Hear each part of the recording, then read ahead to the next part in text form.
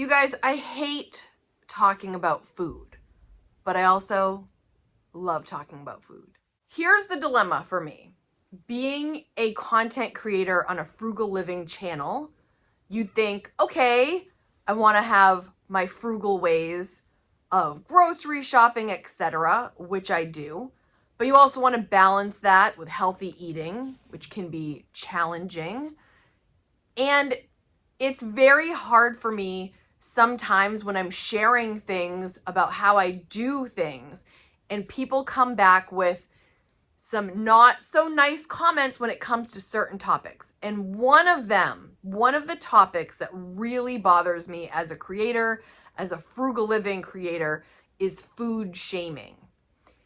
This might stem from many reasons, but one of them is, by the way, food shaming is when you shame other people for their food choices, right? So the reason this bothers me massively, especially right now, I work in a school department and I have children who I see what happens in their home, what they're struggling with, and especially from a food standpoint, they're really struggling to get food on the table, get food in these kids' bellies. And when people are making judgments about what these kids are eating, or, you know, it's like a touchy topic for me because I know what's going on more than I ever wanted to know what's going on. Ooh, that just kind of made me feel a little emotional, more than I thought it would. I hear and see a lot of things, right? So I don't like it when people make judgments or comments about what people are choosing to eat, because in some situations right now, it's really tough. So I wanted to have this casual chat with you today about food so that we can get some more ideas of how to keep our food affordable, of course, but also to just let you know, guys, I know you're doing your best, okay? And I'm proud of you. And don't let people make you feel like you're not doing the best you can because you're not serving organic food around the clock and whatnot, okay? Don't let that get into your head. You're doing great. You're doing your best. And if you're not doing your best, here's some ideas, all right? But before I get into these ideas, I wanted to share with you that as a frugal person, I like to mainly follow other people with my mindset so that I stay in this mindset, which would make sense, right? This is the mindset that I have adopted and I am living and I enjoy. So I like to be around like-minded people. However, I like to also follow the extreme in both directions. I love to watch a few accounts of people that are just so over the top in my mind of spending so crazily beyond what I could even fathom. And then I also like to follow people on the super frugal spectrum, like super frugal, like crazy savings that even I don't even touch. You know, I like a variety, right? And there's this one account that I follow on TikTok that blows my mind. And I don't even visit it that often, but once in a while, I'm like, I got to see what she's up to. They spend, as a family of 3, it's a man, a woman, and their daughter, who's a teenager. They spend unabashedly $800, drumroll please, a week on groceries. $800 a week. Now, I'm not shaming these people either. She makes it very clear that their family priority is their health, their vitality, and she has no problem spending that kind of money on groceries because that is their main priority. For me, that's hard to even imagine, right? Having $800 a week available, right? And this account drives people nuts. You should see the comments. People shame her the other way for spending that much. Now, she is a very fit person. So is her husband. So is her child. They're in great shape. Because people make a thing like, oh, you must waste a lot of food. She's like, we don't waste any of the food. We eat it all. It's salmon and vegetables and freshly cut meats, and it's something to see, right? She also homeschools her daughter. They live on the water. People just are like, you live a life of privilege, and just like rake her over the coals for her choices. That's not my intention, but I love to watch how other people live. And then I love seeing these super tight budgets and people making magic happen. You know me, I'm not extreme. I'm somewhere in the middle, right? I don't have extreme frugality videos because I'm not extreme. Somewhere in the middle, somewhere in there. And I love hearing stories. I love it when people share. It's very interesting to me. People fascinate me. You guys know I have a psych major. It's very interesting to me. So when we're talking about affordable groceries, right? Here are some things to think about. This I've never really talked about before, but have an eat cheap week. There are so many foods. I actually made a list of some just like common things that I think, again, maybe you get food shamed for, but listen, some of these things are just too good to pass up. And I know some of you have specific nutritional needs, and that's going to play a factor. But let's just say run-of-the-mill, no allergies, no special dietary needs, right? That just like the average Joe, the average Kate, right?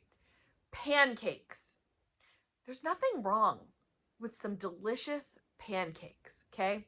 A box of it at Walmart is $1.98. It makes 45 pancakes. Bananas. Let's put a little banana on top. 24 cents a piece currently at my Walmart.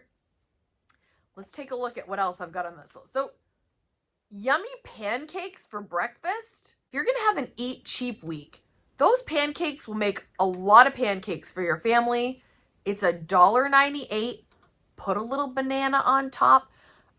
Probably some syrup maybe you've got in your fridge, some butter. That is delicious, and it's not crazy expensive. Let's talk more about breakfast. All right, so someone's going to say, where's the protein? I get it. I know. We're obsessed with protein, and protein's important. Let's get some eggs in there, right? So Walmart right now, my Walmart. I'd also like to know if you guys could share in your area, how much is 18 eggs? Because 18 eggs at Walmart here in Maine is $5.57. That is about 30 cents an egg. You're with me on tour picking up Kaden from his practice. You know, a mom, I gotta do the things. I gotta do all the things, and I still gotta get my video done. So you're coming along with me. All right, so we got scrambled eggs, right? Have a couple eggs. Bread, loaf of bread, $1.42. Is it the best quality everything? No, but listen, it's gonna get the job done, and this doesn't have to be every week. But if you're having an eat cheap week, have some scrambled eggs, have some toast, scramble it a little cheese. By the way, this is a common meal for me. I love eggs and toast. If I have a little extra money, some cottage cheese on the side. Love it. So good. Cheese slices are $1.98, the Great Value brand. Again, we're having an eat cheap week. Still getting in some, eggs are great for you. Then let's talk about a bag of potatoes. Bag of russet potatoes, $3.78. $4, right? Let's just round up to $4. $4 for a big bag of potatoes. You can make so many things with potatoes. I was making notes. You can make roasted potatoes, potatoes with veggies, baked potatoes. You can make it really fun and have a baked potato bar, you know, where everybody gets a baked potato and then you put on fun toppings and make it fun. Let's talk about sandwiches. A little peanut butter and jelly. I wrote down $1.98 for some Great Value 7 grams of protein, honey roasted creamy peanut butter and honey spread.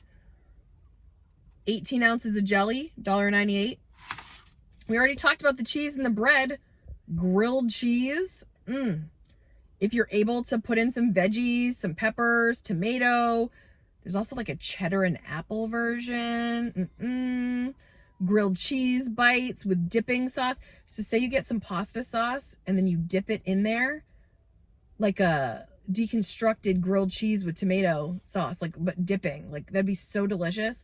Pasta, I put on this list. It's like $1 for a box of spaghetti, $1.67 for some sauce. I know these are not like, oh, a bag of frozen vegetables, $1. I actually love a rotisserie chicken. That's like $6.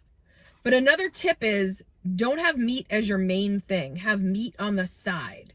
Make meat a side. Like if you make pasta, you can put a little chicken on top. You make a salad, little chicken on top. Don't have it as your main event. Have it as an enhancement. So you still get a little meat, a little protein in there, but it's not the star because the star is expensive, right? If you have meat as the star. All these meals are so obviously not fancy, simple, but really can be fun. When you're playing with the pancakes here, you can make classic pancakes, pancakes with bananas on top, silver dollar pancakes. If you have kids, you can do pancakes with faces. Hello, I used to go to IHOP for the faces as a kid, but you can do that at home. If you have tortillas, you can make breakfast burritos, breakfast tacos, breakfast quesadillas, or dinner, lunch, all that, same thing. Another thing that's helped me is grocery shopping just one time per week. It's like the lottery. The more tickets you buy, the more chances you'll have to win. The more times you go in the grocery store, the more likely you're going to spend all your money because you'll see end caps with tempting things and you will just put more things in the cart. When I go one time a week and I know that's all I'm going there for and I don't have another chance, like I'm not going to be coming back, I really make a concerted effort to really get what I need and not overspend and have a plan going in, you know? And then the other thing that's really helped me is grocery pickup because if I go inside, guys, I spend more. That's like tried and tested and made a thing because I just last month went in more. I broke my own rules as an experiment, spent way more. Come on in, babe. Let's see what he's gonna say. Hi. Oh! All right, but say you actually do find a really good cut of meat that you want and it's on super sale, then the other thing you can do is get it and then make that the star kind of like all week long, right? If you get ground beef, if you get chicken, make it all and use it all week long. Turn it into different meals. Have it be that in veggies. Turn it into a quesadilla. Turn it into a soup. Like do all the things with that cut of meat so you can enjoy that. But it was on sale, so make the most of it. And if you're really needing a sweet treat once in a while, you know, if you go to the ice cream shop, how expensive that is, especially if you're getting ice cream for the whole family, but also at the store at Walmart. And I'm using Walmart just because I don't have an Aldi near me. Walmart's probably the most affordable around here. For 48 ounces of mint chocolate chip ice cream, it's $2.97. I'm just saying. My hair's also just saying. So I'm very curious, and please be kind in your comments, but when you're shopping for food, is that top priority? Is it do the best you can? Is it low priority?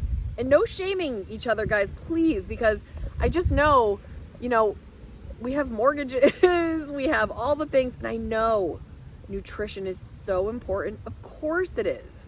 But I just think we can't eat filet mignon all the time, you know, or we can't have salmon every single day, or we can't have all the expensive things all the time.